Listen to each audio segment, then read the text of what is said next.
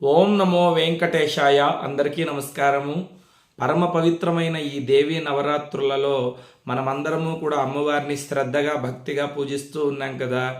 రేపు అంటే 5వ రోజు అమ్మవారిని ఏ రూపంలో పూజించాలి, అమ్మవారికి ఏ నైవేద్యాన్ని సమర్పించాలి, ఏ మంత్రాన్ని జపం చేయాలి, అదేవిధంగా ఏ ఆహారాలను ఇంట్లో మనం స్వీకరించకూడదు, ఎటువంటి పూలతో అమ్మవారిని అర్చించినట్లయితే అమ్మవారి యొక్క పరిపూర్ణమైన అనుగ్రహం కలుగుతుందో ఈ వీడియోలో మనం తెలుసుకుందాం. ఈ దేవి నవరాత్రులలో 5వ రోజు శ్రీశైలంలో అమ్మవారిని స్కందమాతగా అర్చించి పూజిస్తారు. విజయవాడ కనకదుర్గమ్మను ఈ సంవత్సరము 5వ రోజు మహాలక్ష్మీదేవిగా అలంకరించి పూజిస్తారన్నమాట. మహాలక్ష్మి అలంకారంలో అమ్మవారిని చూడడానికి 2 కళ్ళు సరిపోవండి. చక్కగా చేతిలో తామర పుష్పాలను పట్టుకొని అమ్మవారు చిరుమందహాసంతో ఉంటుంది.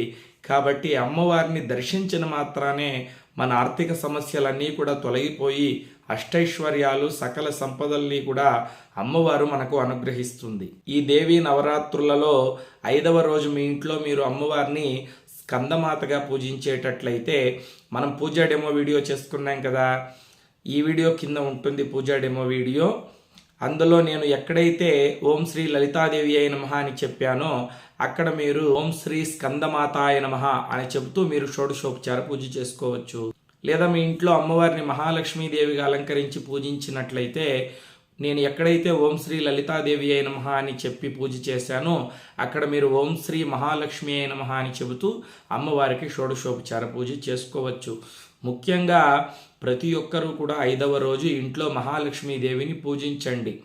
మహాలక్ష్మీదేవిని ఎవరైతే ఈ దేవీ నవరాత్రులలో పూజిస్తారో వారికి ఆర్థిక సమస్యలు ఉండవు, జన్మ జన్మాల్లోనూ దరిద్ర బాధలు ఉండవు, అష్టైశ్వర్యాలను సకల సంపదలను అమ్మవారు అనుగ్రహిస్తుంది. ఇది పరమ సత్యం. 5వ రోజు అమ్మవారికి ఏ నైవేద్యాన్ని సమర్పించాలంటే దధ్యోజనము, పరమాన్నము, పులిహోర ఈ మూడింటిలో ఏదో ఒకటి నివేదన చేయవచ్చు. లేదా ఉదయము పరమాన్నము నివేదన చేసి సాయంత్రం దధ్యోజనం నివేదన చేయండి. అమ్మవారి పూజ అయిన తర్వాత మీ కుటుంబ సభ్యులు దాన్ని ప్రసాదంగా స్వీకరించాలి. ఇక 5వ రోజు అమ్మవారిని ఏ పూలతో పూజించాలంటే తామర పువ్వులు, కలువ పువ్వులతో పూజించండి. లక్ష్మీదేవికి తామర పువ్వులు, కలువ పువ్వులు అంటే చాలా ఇష్టం కదా. దానితో పాటు మల్లె పువ్వులతో, పూర్వము, ధవనము, తులసి దళాలతో కూడా అమ్మవారిని పూజించండి. ముఖ్యంగా లక్ష్మీదేవి యొక్క స్తోత్రాలు అంటే కనకధార స్తోత్రము, అదేవిధంగా లక్ష్మీ అష్టకము, లక్ష్మీ శతనామావళి, సహస్రనామావళి ఇవన్నీ కూడా చదువుకోవచ్చు. లక్ష్మీదేవికి సంబంధించిన పాటలన్నీ కూడా పాడుకొని అమ్మవారికి నీరాజనం చేయండి, చాలా మంచిది. ఇక 5వ రోజు అమ్మవారిని పూజించే వాళ్ళు ఏ రంగు వస్త్రాలని ధరించాలి అంటే పసుపు రంగు చీర లేదా గులాబీ రంగులో ఉన్నటువంటి చీరను ధరించడం చాలా మంచిది. స్త్రీలైతే పసుపు రంగు చీర, పసుపు రంగు రవిక లేదా గులాబీ రంగు చీర, గులాబీ రంగు రవికను ధరించండి. పురుషులైతే పసుపు రంగు పంచ లేదా గులాబీ రంగు పంచను ధరించి అమ్మవారిని పూజించినట్లయితే అమ్మవారు తొందరగా ప్రసన్నురాలవుతుంది. ఇక 5వ రోజు విసర్జించవలసినటువంటి వస్తువు ఏదంటే ఉల్లిపాయ, వెల్లుల్లిపాయ, ఆకుకూరలు. అంటే 4వ రోజు కూడా మనము ఉల్లిపాయ, వెల్లుల్లిపాయ విసర్జించాం కదా. 5వ రోజు కూడా ఉల్లిపాయ, వెల్లుల్లిపాయ విసర్జించాలి. దానితో పాటు ఆకుకూరల్ని కూడా స్వీకరించకూడదు. ఏకభుక్తం చేయాలి. అంటే 5వ రోజు అమ్మవారిని పూజించేటువంటి వాళ్ళు 2 పూట్ల 3 పూట్ల తినకూడదు. ఒక్కసారి మాత్రమే ఉదయం పూజ అయిన తర్వాత భుజించవచ్చు. ఆ తర్వాత ఆకలి అయితే పాలు, పళ్ళు తీసుకోవచ్చు. లేదా సాయంత్రం వరకు ఉపవాసం ఉండి సాయంత్రం పూజ అయిన తర్వాత భుజించవచ్చు. సాయంత్రం వరకు పాలు, పళ్ళు తీసుకోవచ్చు. భోజనం ఒక్కసారి మాత్రమే చేయాలి. 5వ రోజు దేవీ నవరాత్రుల్లో అమ్మవారిని పూజించేవారు.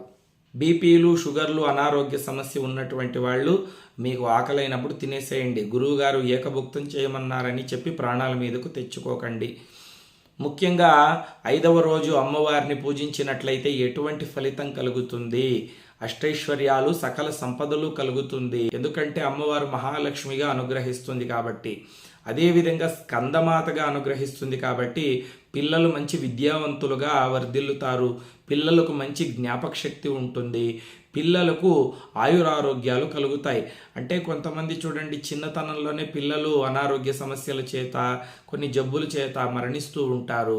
5వ రోజు అమ్మవారిని పూజించినట్లయితే స్కందమాత పిల్లలకు ఆయురారోగ్యాల్ని ప్రసాదిస్తుంది.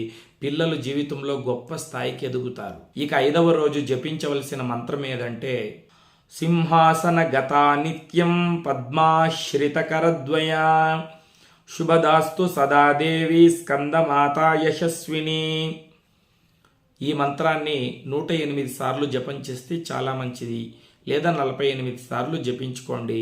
కనీసం 9 సార్లు జపించి అమ్మవారికి నమస్కారం చేసుకున్నట్లయితే అమ్మ పరిపూర్ణమైన అనుగ్రహం కలుగుతుంది. దేవీ నవరాత్రులలో అమ్మవారిని పూజించేవారు 5వ రోజు ఏ నియమాల్ని పాటించాలో ఈ వీడియోలో తెలుసుకున్నాం కదా. రేపు ఇంకొక చక్కటి వీడియోలో కలుసుకుందాం.